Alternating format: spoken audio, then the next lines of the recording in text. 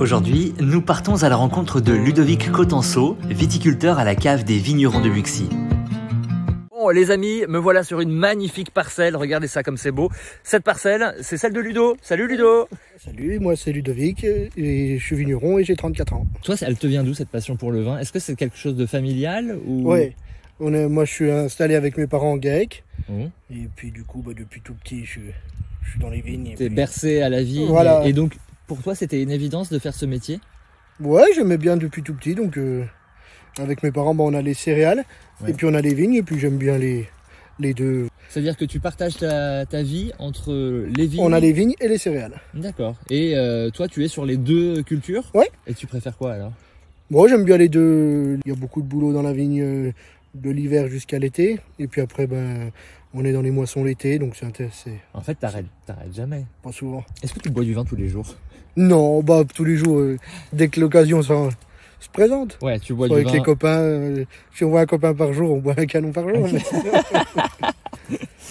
Quel conseil tu donnerais à un jeune qui a envie de se lancer dans ce métier et qui n'a pas forcément des parents ou un GAEC ou la possibilité d'avoir accès à une vigne qui est déjà établie? Ouais, je pense qu'il faudrait commencer par, pas du parrainage, mais travailler un petit peu en tant que salariat. Ouais. Et puis après, petit à petit, rentrer dans le métier. Je pense qu'il y en a pas mal sur la cave qui font comme ça, ou qu'on commence... Vous avez des salariés ou vous êtes uniquement... Nous, on a un salarié à temps plein, et puis après des saisonniers pour la vigne, donc ça peut aller... Cette année, on était 9. Est-ce que tu peux alors nous parler un peu de ton exploitation? C'est un sol qui est particulier déjà? Là, ici où on est actuellement, c'est des silex, donc ça représente un petit peu une petite surface de mon exploitation. Sinon, on a les vignes situées de Givry jusqu'à Savalrin. Quel impact ça a ce sol en fait sur la vigne? C'est un sol à silex, donc assez facile à travailler. Ouais. Et puis c'est ce qu'on voit là au sol? Ouais, les silex.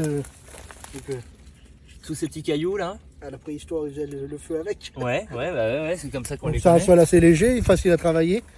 Et puis sur beaucoup de terroirs d'aligoté. Alors est-ce que tu peux nous parler des différentes étapes de l'année? Le cycle de la vigne, on va commencer par la taille, du mois de novembre au mois de février. La taille, c'est quoi alors? On prépare la vigne à faire les raisins. Donc on enlève tout le vieux bois de l'année dernière et on retaille sur des branches à fruits pour repartir sur une nouvelle saison. D'accord. Donc ça c'est la taille, c'est le mois de janvier? Le mois de novembre à février, voilà, après le timing. Et après, le printemps arrive. On a les ébourgeonnages. D'accord. Donc là, il faut enlever tout ce qui pousse au pied. Il faut dégager en fait. Voilà, nettoyer le pied, garder que les branches à fruits. Garder la végétation pour que la maladie elle remonte pas du sol aussi.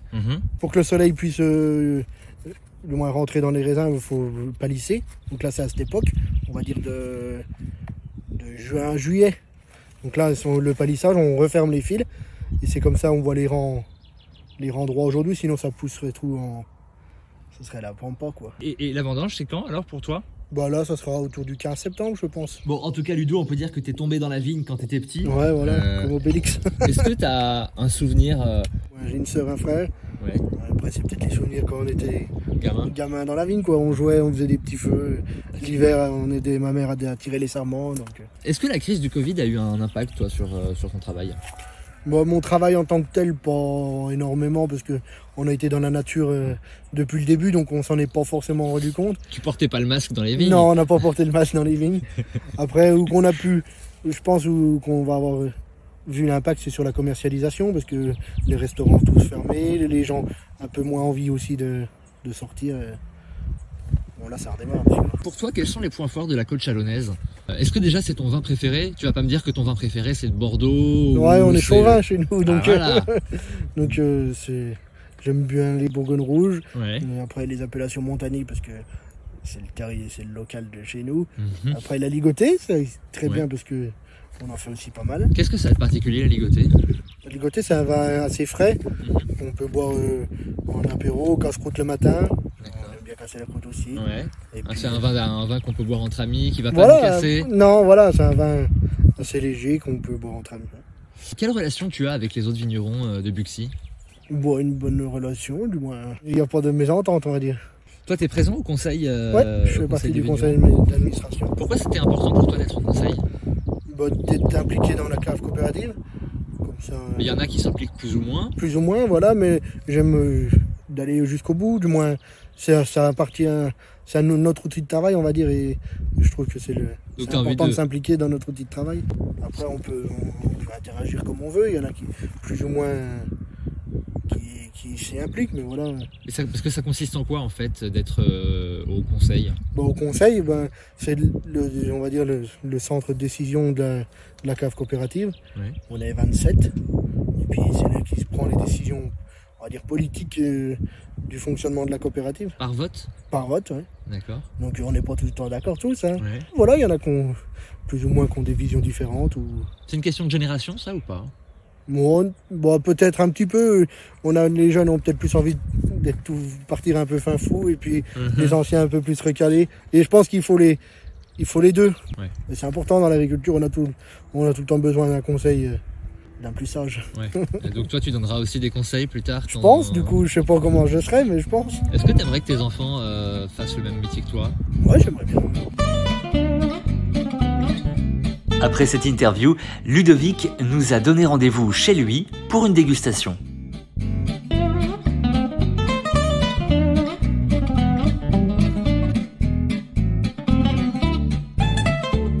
Bon, on est toujours avec Ludo. Cette fois-ci, on est chez toi, c'est ça? Ouais. Hein, c'est magnifique, hein. À la maison, elle est vraiment splendide. On est en train de la voir là. Beau cadre de vie, j'ai envie de dire. Oh, on est bien là. Bon, et du coup là, tu nous as servi. Donc ça, c'est du goûter Silex. Voilà, où on a vu dans les vignes tout à l'heure. Ok, super. Bon bah écoute, hein, vas-y. Hein. Okay. Merci de ton accueil et de ta générosité. Normal. Frais et floral en bouche, c'est un vin d'une belle minéralité, une très belle découverte.